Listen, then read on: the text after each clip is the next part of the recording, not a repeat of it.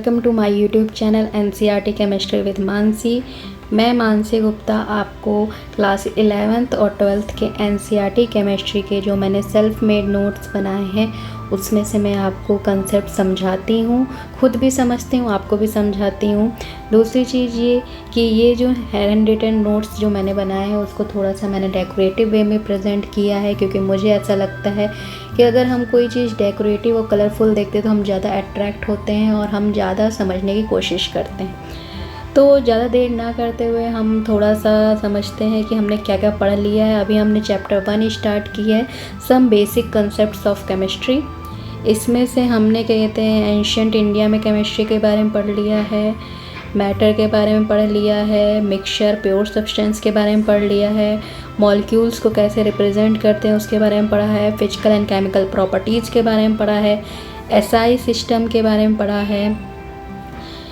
फिर हमने स्टार्ट किया था टॉपिक अनसर्टेनिटी इन मेजरमेंट, जिसमें हमने साइंटिफिक नोटेशंस पढ़ लिए थे, सिग्निफिकेंट फिगर्स पढ़ लिए थे। हमने जो लास्ट पढ़ रहे थे वो हमने पढ़ा था, थोड़ा सा मैं इसको जूम कर लूँ। There are certain rules for determining the number of significant figures. Significant figures को डिटरमाइन करने के लिए हमने सर्टेन रूल्स बनाए हैं। अब हम उसको पढ़ने की कोशिश करेंगे और समझने की कोशिश करेंगे। तो पहला पॉइंट क्या है, all the non zero digits are significant. Non zero digits का मतलब क्या है, जो जीरो नहीं होते हैं। जीरो के अलावा कोई भी डिजिट्स होंगे वो आपके सिग्निफिकेंट्स होंगे। फॉर एग्ज़ाम्पल 285, इसमें देखो एक भी जीरो नंबर नहीं प्रेजेंट है, तो मतलब कि इसमें कितने सिग्निफिकेंट फिगर्स होंगे, 3। इसमें देखो 0.25 ml है, तो इसमें एक जीरो प्रेजेंट है, 2 नॉन जीरो डिजिट्स हैं, तो इसका मतलब इसमें कितने सिग्निफिकेंट फिगर्स होंगे, 2। ठीक, ये आपको पॉइंट समझ में आ गया, पहला पॉइंट। अगर ना समझ में आए जो भी पॉइंट तो आप कमेंट सेक्शन में बताइए, मैं आपको फिर से उसको कमेंट में ही रिवाइज करवा दूँगी, या नहीं होगा मुझसे तो मैं नेक्स्ट जो पेज पढ़ाऊँगी उस दिन मैं आपको उस चीज़ को फिर से रिवीजन करवा दूँगी। मेरे पास कोई ऐसा वो नहीं लेकर बैठी हूँ मैं कि मुझे ये कंसेप्ट इतनी ही देर में समझाना है, ये नहीं, मुझे तब तक आपको समझाना है जब तक आपको वो समझ नहीं आ जाता है। तो पहला पॉइंट हमने पढ़ लिया, कोई भी नॉन जीरो डिजिट्स होंगे वो सिग्निफिकेंट्स होंगे। दूसरा पॉइंट क्या है, zeros preceding to first non zero digits are not significant, such as zero indicate the position of decimal points. Thus 0.03 has one significant figure and 0.0052 has 2 significant figures। देखो जितना भी ये चैप्टर में आपको, ये जो चैप्टर है ना उसमें सब बेसिक है और सब आपको कहीं ना कहीं पता है, बट इसकी थोड़ी सी साइंटिफिक लैंग्वेज हो जाती है तो थोड़ा सा आप डिस्टर्ब हो जाते हो कि ये क्या बोल दिया। ऐसा नहीं, अगर आपको कोई लैंग्वेज नहीं समझ में आ रही है तो उसके नीचे जो क्या कहते हैं एग्जाम्पल है उसको समझने की कोशिश करोगे तो आपको लैंग्वेज भी समझ में आ जाएगी। इसमें बेसिकली ये बोला गया है, किसी भी नंबर के आगे, किसी भी नॉन जीरो डिजिट्स के आगे अगर सिर्फ जीरो प्रेजेंट होंगे तो वो जीरो हमारे सिग्निफिकेंट फिगर्स नहीं कहलाएंगे। जैसे आप खुद समझ सकते हो, अगर मैंने 010 इसमें लिख क्यों नहीं 010 लिखा, अभी आपसे कोई पूछे कि इसमें क्या कहते हैं ये कौन सा नंबर है, तो 010, ठीक, तो आप तो ये कहोगे ना कि 1 के आगे कोई भी नंबर, अगर 02 भी लिखा होता है तो आप क्या समझते हो, 2 के आगे तो 0 कोई लिखा तो उसका कोई मतलब नहीं, आप इसको 2 ही पढ़ते हो ना।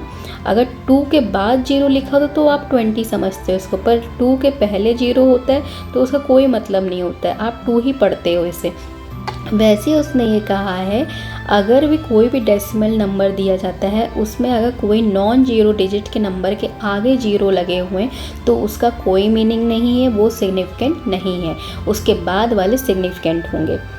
अब थर्ड पॉइंट आते हैं, zeros between two non zero digits are significant, thus 2.005 has 4 significant figures.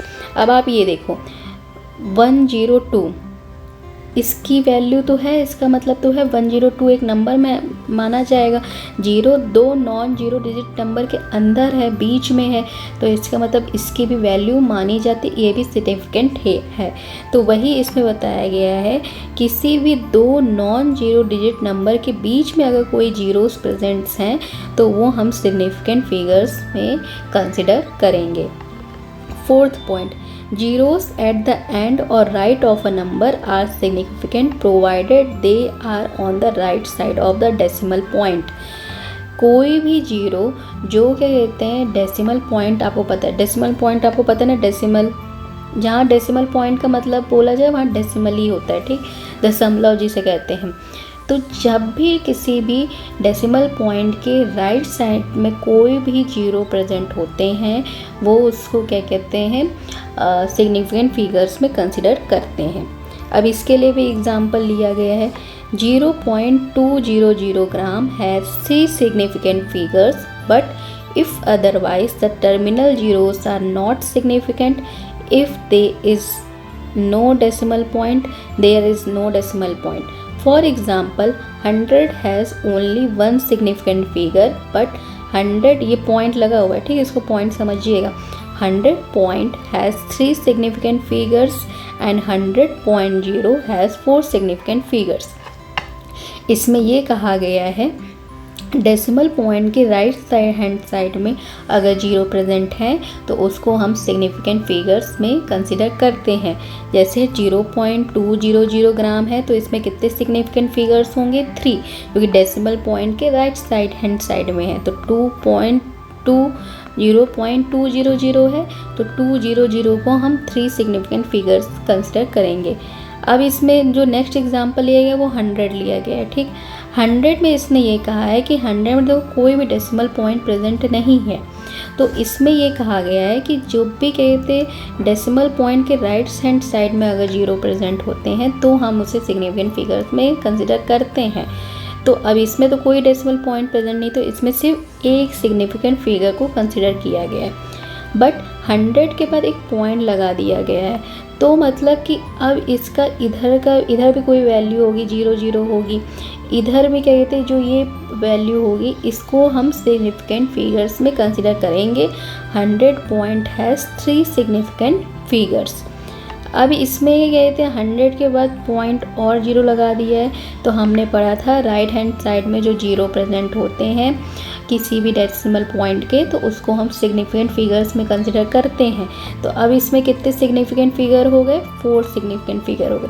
अभी आपको देखिए आगे एक पॉइंट था जिसमें क्या कहते हैं आपको बोला गया था कि पॉइंट, अभी मैंने बोला कि डेसिमल पॉइंट के राइट हैंड साइड में अगर जीरो प्रेजेंट है तो उसको सिग्निफिकेंट फिगर्स में कंसिडर करते हैं। तो आपका क्वेश्चन यहाँ ये आना चाहिए कि इसमें भी तो राइट हैंड साइड में है, पर इसमें ये है कि पॉइंट के आगे लेफ़्ट हैंड साइड में कोई भी सिग्निफिकेंट फिगर्स प्रेजेंट नहीं है। इसमें देखिए लेफ़्ट हैंड साइड में पॉइंट के 1 है, ठीक, 100 है, इसमें क्या कहते हैं सिग्निफिकेंट फिगर्स प्रेजेंट हैं, इसीलिए उसके राइट हैंड पॉइंट के राइट हैंड साइड में कोई भी जीरो प्रेजेंट होता है तो उसे हम सिग्निफिकेंट फिगर्स में कंसिडर करते हैं। बट पॉइंट के अगर लेफ़्ट हैंड साइड में कोई भी सिग्निफिकेंट फिगर्स नहीं है तो हम उसके राइट हैंड साइड में अगर जीरो प्रेजेंट होता है तो उसको कंसिडर सिग्निफिकेंट फिगर्स में नहीं करते हैं, ठीक, ये समझ में आ गया। अब देखिए such numbers are better represented in scientific notations. हमने पढ़ा साइंटिफिक नोटेशंस क्या होते हैं। पॉइंट के आगे अगर कोई पॉइंट के अगर जीरो लगे होते हैं तो उसको हम 10 टू द पावर जितने जीरो होते हैं उसके 10 टू द पावर लगा देते हैं नंबर, तो वो हमारा साइंटिफिक नोटेशंस डोनेट करता है। तो we can express the number 100 as 1 into 10 to the power 2। 1 के आगे 2 जीरो लगे हुए हैं तो हम 2 जीरो को कैसे रिप्रेजेंट कर सकते हैं साइंटिफिक नोटेशंस में, 1 इंटू 10 टू द पावर 2, ये हमें पता हुआ है। तो इसमें कितने सिग्निफिकेंट फिगर्स होंगे, इसमें कितने सिग्निफिकेंट फिगर होंगे, 1 सिग्निफिकेंट फिगर होंगे, ठीक, इसको कंसिडर करते हैं। 1.0 इंटू 10 टू पावर 2 लगाया गया तो फॉर 2 सिग्निफिकेंट फिगर, 1 के पॉइंट के आगे जीरो लगे तो हमने कहा था राइट हैंड साइड में अगर सिग्निफिकेंट फिगर के पॉइंट लगाया, उसके बाद कोई जीरो आ रहा है तो हम उसे सिग्निफिकेंट फिगर में कंसिडर करते हैं। तो ये 1.0 है तो मतलब कि 2 सिग्निफिकेंट फिगर। अब इसमें 1.000 है तो इसमें 3 सिग्निफिकेंट फिगर्स हैं। ये 10⁻² को हम क्या कहते हैं उसमें कंसिडर, सॉरी इसमें थोड़ा सा दिखना बंद हो जाएगा, 10⁻² को हम सिग्निफिकेंट फिगर्स में कंसिडर नहीं करते हैं। अब इसमें हम 5th पॉइंट पे आते हैं। Counting the numbers of object, for example 2 balls और 20x have infinite significant figures as these are the exact numbers and can be represented by writing infinite number of zero after placing a decimal, that is 2. That is मैं बताती हूँ। अभी देखिए, हमसे कोई पूछता है कि आपके पास कितनी बॉटल हैं, तो मैं एक बॉटल दिखा दे रही हूँ। आपके पास पूछा जाता है कि कितने क्या कहते हैं पेन हैं आपके पास, तो आप 2 पेन यूज़ कर रहे हो ब्लैक ब्लू, तो आप वो पेन दिखा सकते हो। आप मैगी खा रहे हो तो आप बता सकते हो मेरे पास 1 पैकेट मैगी का है। तो जब ये 1 2 3 4 ये सब अब काउंटिंग नंबर्स होते हैं। आप इसको ये काउंटिंग नंबर्स क्यों कहलाते हैं? क्योंकि आप इससे किसी भी ऑब्जेक्ट का नंबर्स बता सकते हैं। आप काउंट कर सकते हो कि वो ऑब्जेक्ट कितने प्रेजेंट हैं, तो उसको हम काउंटिंग नंबर्स कहते हैं। तो ये 5th पॉइंट में भी हमें ये बताया गया, काउंटिंग नंबर के आगे अगर हम डेसिमल लगा देते हैं और उसके आगे अगर हम 0 लगा देते हैं, तो मैंने आपको क्या बोला था, अभी काउंटिंग नंबर तो आपका सिग्निफिकेंट फिगर में आ गया, उसके राइट हैंड साइड में आपने डेसिमल लगा दिया, उसके आगे कितने भी 0 लगते हैं वो आपके सिग्निफिकेंट फिगर्स कहलाते हैं। अभी आप 20 पॉइंट के आगे कितने भी 0 लगा सकते हो ना।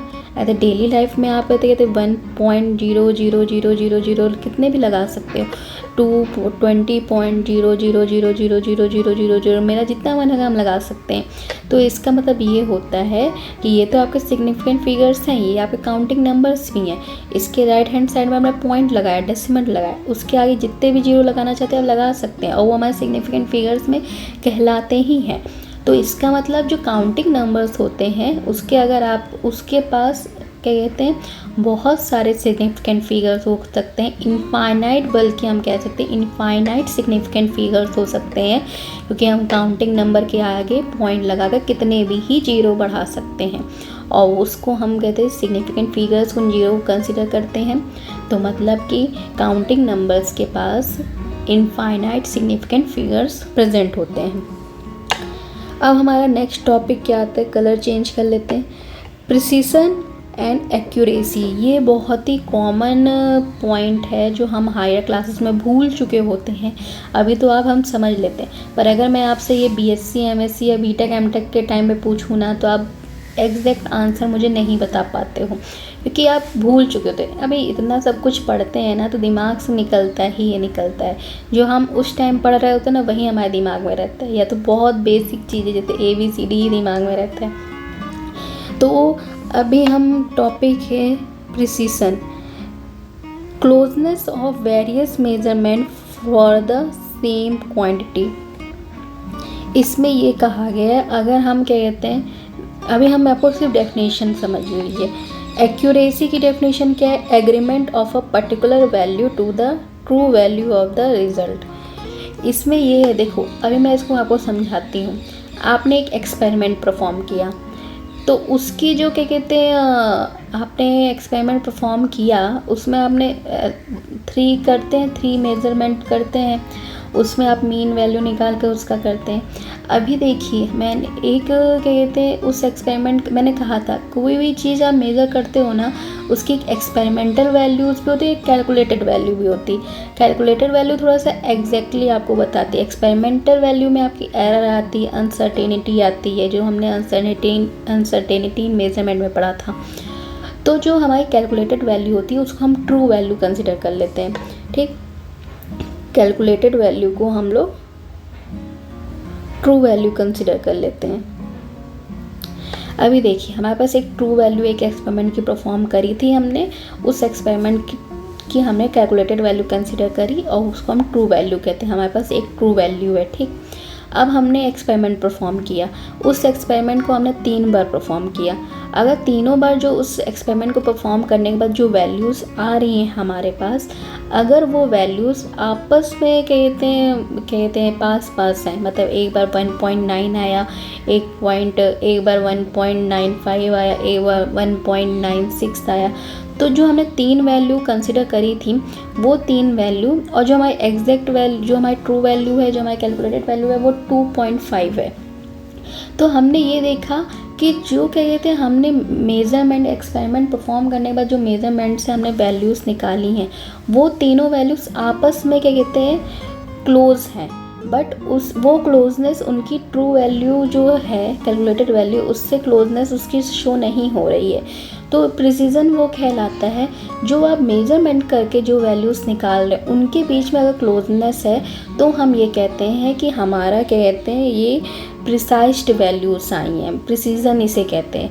एक्यूरेसी क्या होता है कि जो हमने ट्रू वैल्यू जो हमारे पास है, जो हमारे पास कैलकुलेटेड वैल्यू है और जो हमने मेज़रमेंट से वैल्यू निकाली है, उन सब के बीच में क्या कहते हैं, क्लोजनेस हो, तो हम उसे क्या कहते हैं, एक्यूरेसी कहते हैं। अभी हम इसको एक एग्जांपल से समझते हैं। If true value for a result is 2 ग्राम, मैंने बोला था कैलकुलेटेड वैल्यू या ट्रू वैल्यू जो है वो 2 ग्राम है। एक स्टूडेंट ने परफॉर्म किया 2 मेजरमेंट और उसने जो वैल्यूज़ दिखाई 1.95, 1.93, ये दोनों वैल्यू आपको पता है ये दोनों आपस में बहुत क्लोज है, पर ये वैल्यू इससे इतना क्लोज नहीं है। These values are precise as they are close to each other। जो मेज़रमेंट करने के बाद जो हमारी वैल्यूज़ आती हैं, 2 या 3 मेज़रमेंट हम करें उसमें जो वैल्यूज़ आती हैं, अगर उन वैल्यूज़ के बीच में क्लोजनेस है तो हम उसे प्रिसाइज वैल्यू कहते हैं। बट उन वैल्यूज़ की क्लोजनेस जो उसकी ट्रू वैल्यू है उससे होती है तो उसे हम एक्यूरेट वैल्यू कहते हैं। बट आर नॉट एक्यूरेट, क्योंकि ये आपस में क्लोजनेस शो कर रही हैं बट ये ट्रू वैल्यू से क्लोजनेस शो नहीं कर रही है। Another student B repeats the experiment and obtain 1.94, 2.06। These values are accurate as they are close to the true value but not precise।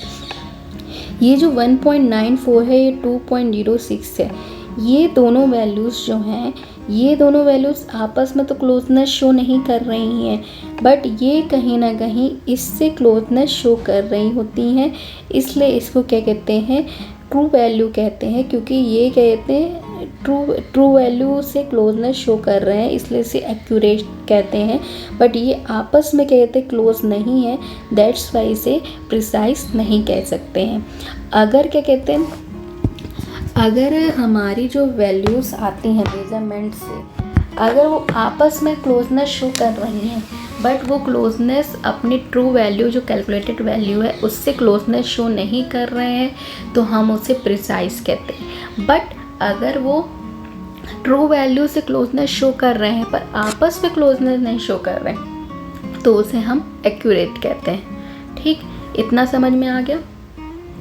अब हम कहते हैं नेक्स्ट टॉपिक में जाने से पहले मैं आज थोड़ा सा ब्रेक ले लेती हूँ, क्योंकि मुझे लगता है कि ये जो रूल्स हैं सिग्निफिकेंट फिगर्स को फाइंड आउट करने के लिए, इसको आपको घर में जाकर और अच्छे से समझना पड़ेगा, क्योंकि ये पहली बार में इतना समझ में नहीं आते हैं। और दूसरी चीज़ ये प्रिसाइज और एक्यूरेसी का भी थोड़ा सा आपको और पढ़ना पड़ेगा। आप मेरी वीडियोस को दोबारा से रिवाइंड करके समझिएगा। और अगर आपको कोई भी डाउट आता है तो आप कमेंट सेक्शन में बताइए। मैं आपको आज इतना ही रखती हूँ, मुझे लगता है थोड़ा सा इसको समझने की और ज़्यादा ज़रूरत है, तो मैं आज नेक्स्ट पेज नहीं स्टार्ट करती हूँ और आज मैं इतना ही रखती हूँ। Thank you for watching. अगर कोई डाउट हो तो मुझे बताइए, मुझे बहुत अच्छा लगेगा कि आप मेरे से इंटरेक्ट करेंगे। तो please like, share and subscribe. Thank you.